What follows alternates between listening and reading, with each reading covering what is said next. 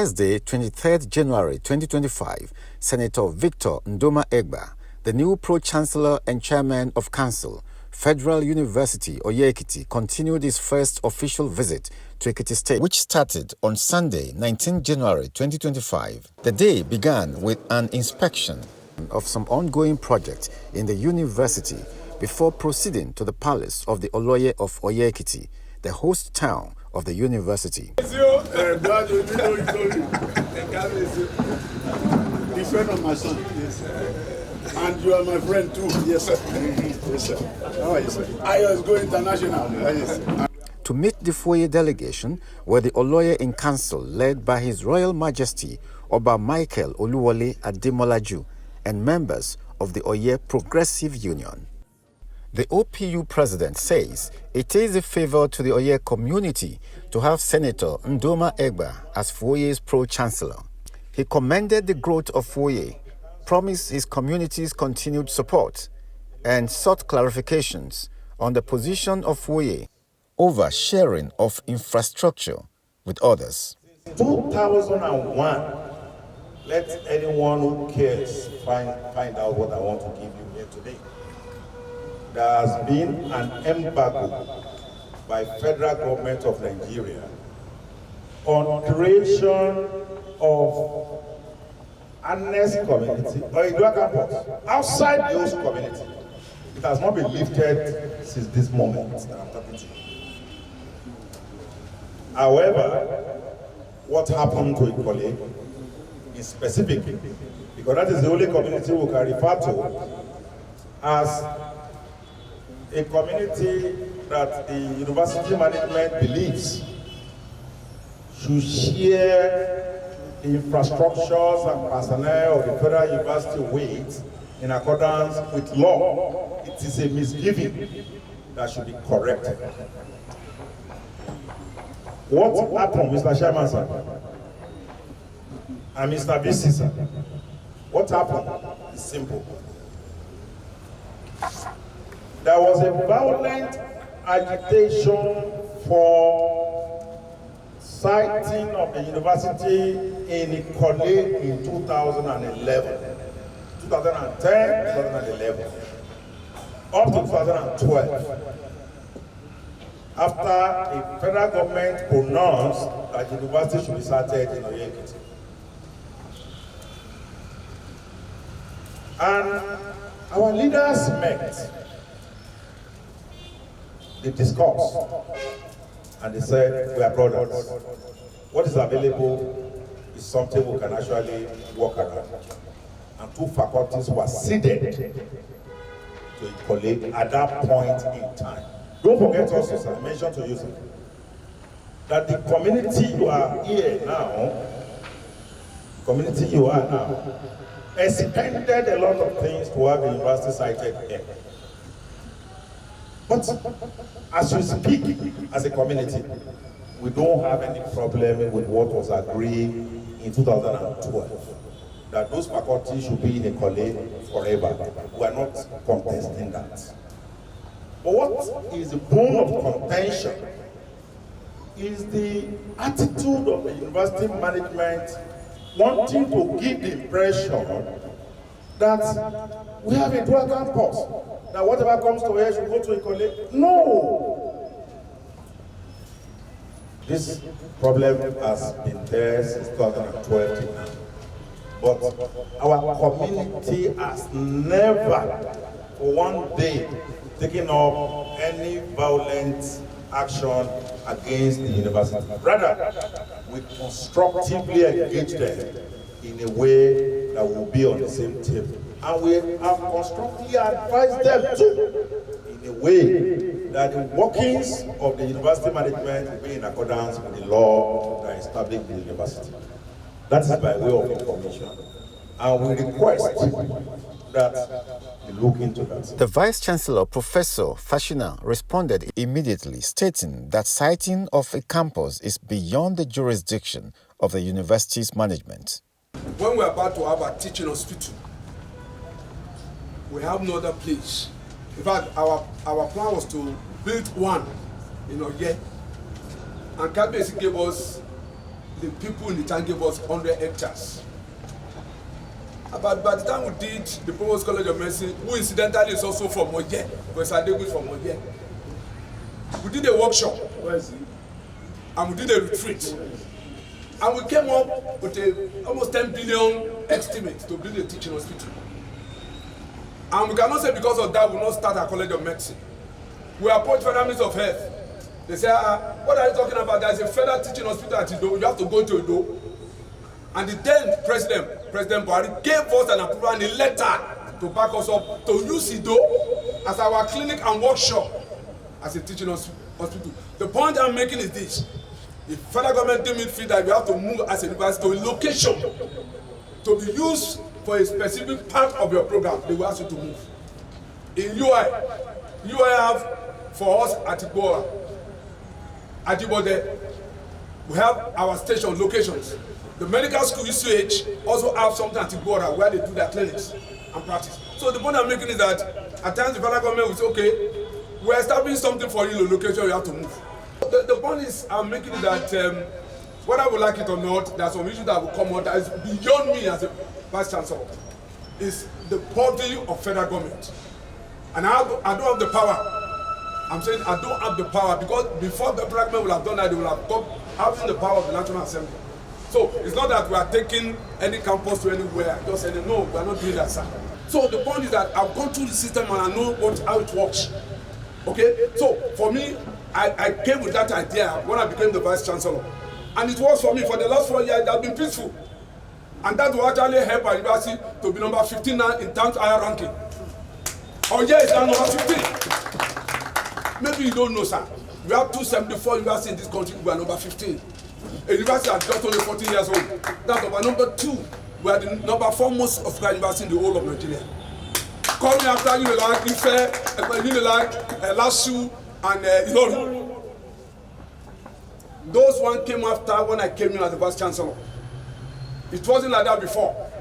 So in the last 4 years, we have witnessed tremendous growth. And in the words of my chairman, our prayer is to see how we can manage and sustain this growth. I just told my chairman we have almost 55,000 students population now. When I came on board as the Vice Chancellor, we have only 15,000 students. We started with 412 in Oye here in 2011, but today we have almost 55,000 students.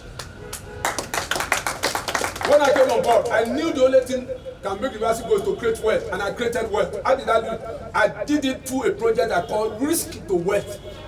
What does my risk stand for? I stand for resources, I stand for ideas, S stand for skill, and K stand for knowledge economy. And what I did, I created a part-time program as a form of knowledge economy. And the population of part-time program is almost 8,000 now.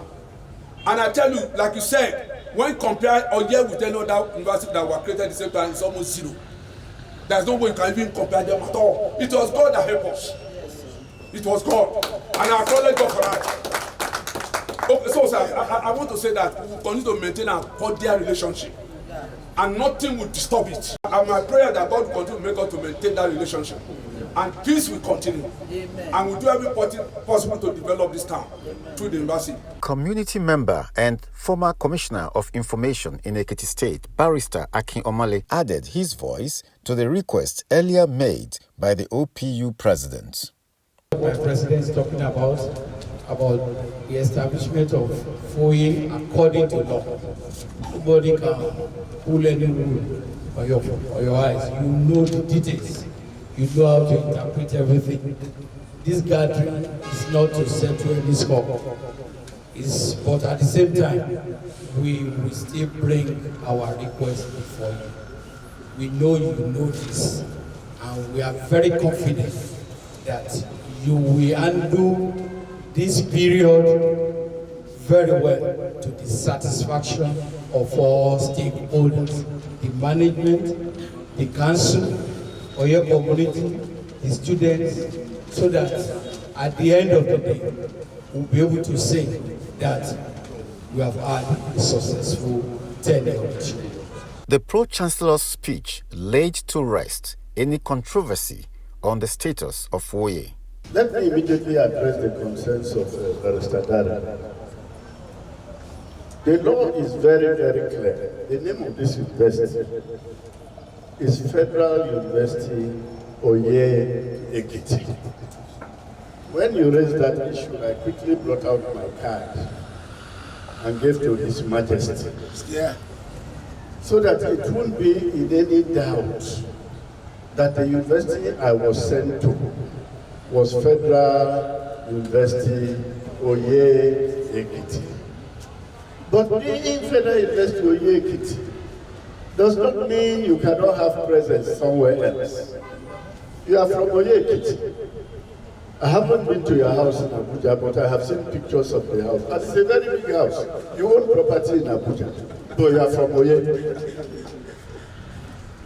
So the fact that you own property elsewhere does not change your basic character and basic origin that you are from Oye.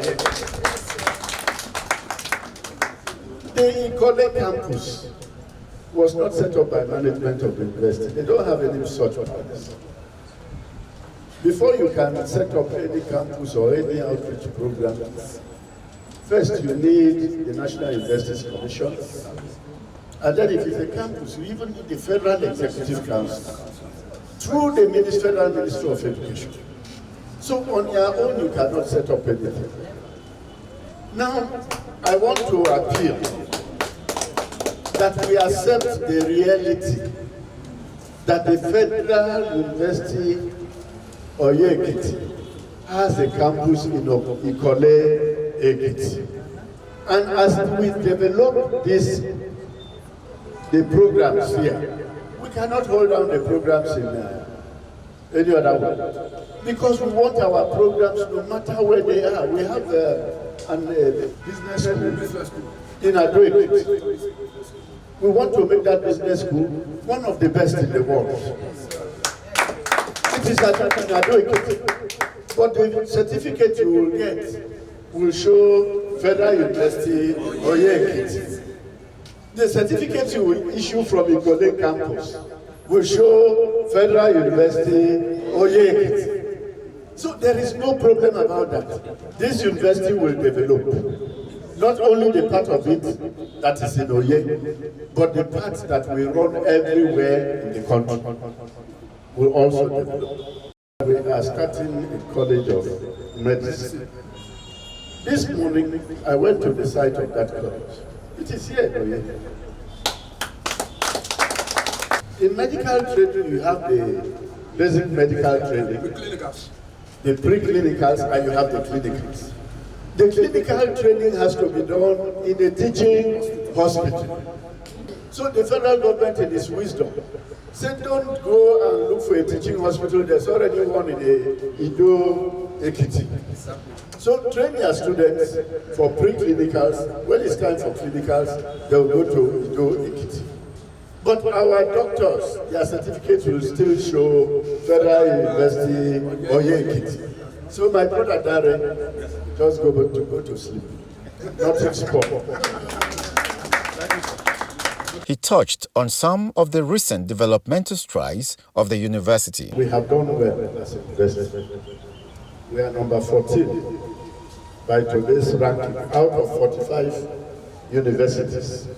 275 universities, we are number 14. We are number 4, most subscribed university. Before rounding off his speech, Ndoma-Egba made some promises with a proviso. If you give me the peace that you have given the university so far, I want to assure you that sooner than later will be the number 1 most subscribed university. And we will also be number 1 in terms of ranking. But anybody, I was not sent to Oye to come and spend my time talking about an individual. I was sent here to come and build a university. Anybody who stands on the ambition to make this place a better place, I'll get him or her out of the way. Thank you. One of the high points of the meeting was when the Pro-Chancellor changed into a Yoruba costume donated to him by the Oloye.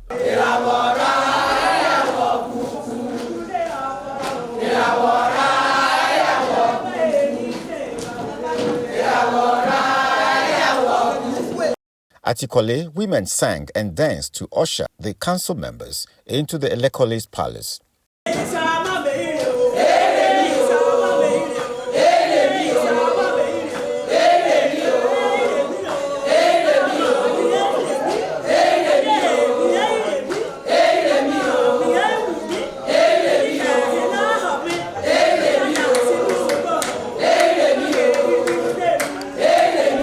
The Pro-Chancellor thanked the women group for their songs. He acknowledged that it was the first of its kind during his visit.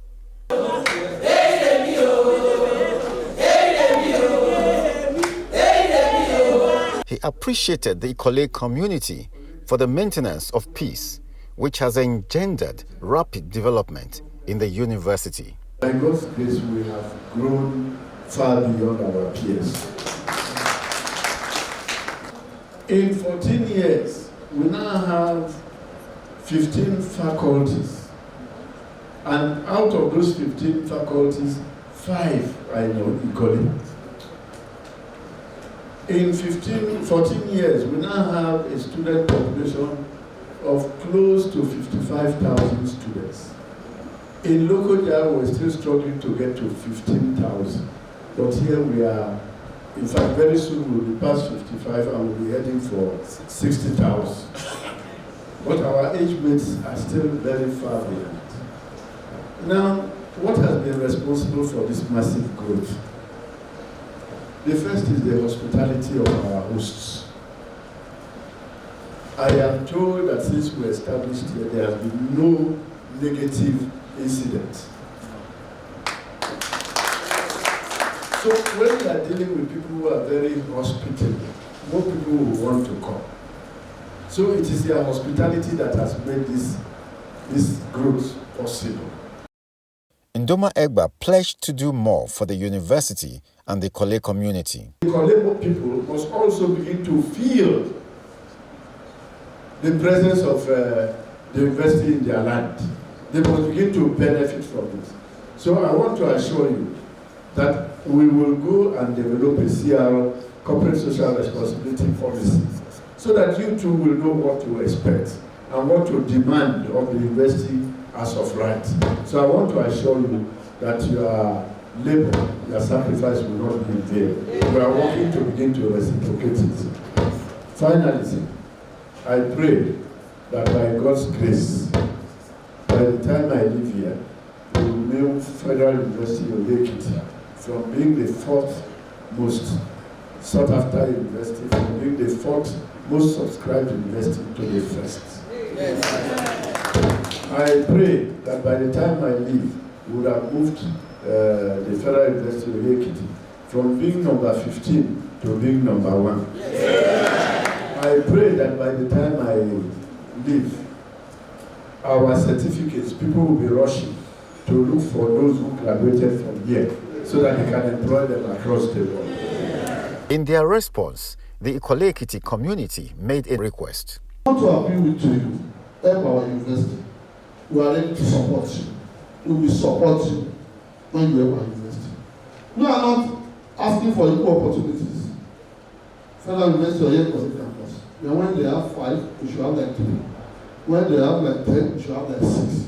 Elekole was represented by High Chief Oluwashayo Okunla, the Oloti of Ikole. The Ikole campus was later inspected by the council members.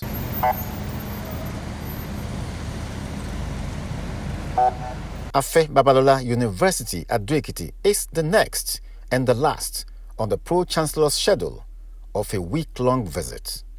Deji Olayinka, reporting for Puff Television. People of the Fountain.